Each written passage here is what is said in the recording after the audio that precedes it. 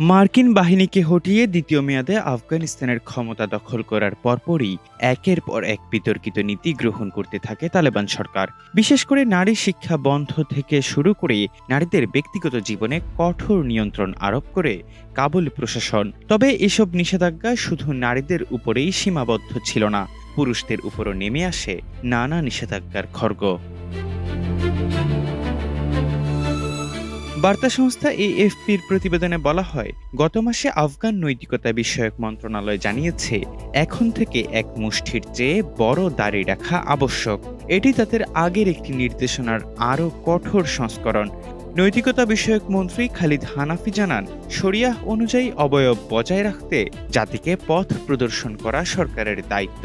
তিনি আরও জানান, নীতি প্রচারের দায়িত্বে থাকা কর্মকর্তারা ইসলামী ব্যবস্থা বাস্তবায়নে বাধ্য।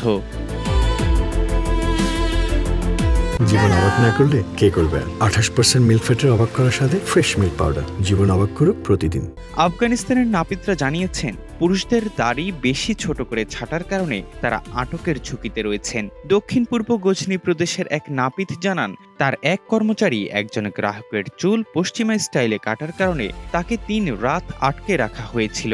তিনি জানান, অনেক ক্ষেত্রে নাপিত ও গ্রাহক উভয়কেই আটক করা হলেও গ্রাহককে ছেড়ে দেওয়া হয়, কিন্তু নাপিতকে আটকে রাখা হয়। জাতিসংঘের এক প্রতিবেদন অনুযায়ী গত বছর কুনার প্রদেশে মন্ত্রণালয়ের নিয়ম লঙ্ঘনের দায়ে 3 জন নাপিতকে 3 থেকে 5 মাসের কারাদণ্ড দেয়া হয়েছিল।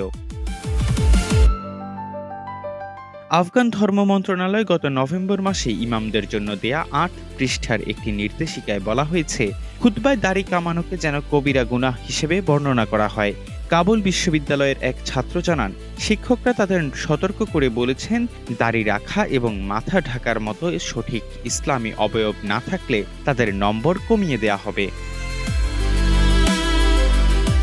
রাজধানী কাবুলের নাপিত মনে করেন, দাড়ি ও মাথা ব্যক্তিগত বিষয়, প্রত্যেকের নিজের পছন্দ মতো চুল কাটার সুযোগ থাকা উচিত। তবে ধর্মমন্ত্রী হানাফি এই যুক্তি নাকচ করে দিয়ে জানান, পুরুষদের শরিয়াহ অনুযায়ী দাড়ি বড় করতে বলা কোনোভাবেই ব্যক্তিগত পরিসরে হস্তক্ষেপ হিসেবে গণ্য করা যায় না। হানাফি যুক্তি দেন, দাড়ি কেটে পুরুষরা নারীদের মতো বেশ ধারণ করার চেষ্টা করছেন। এহসান আব্দুল্লাহ, নাগরিক প্রতিদিন।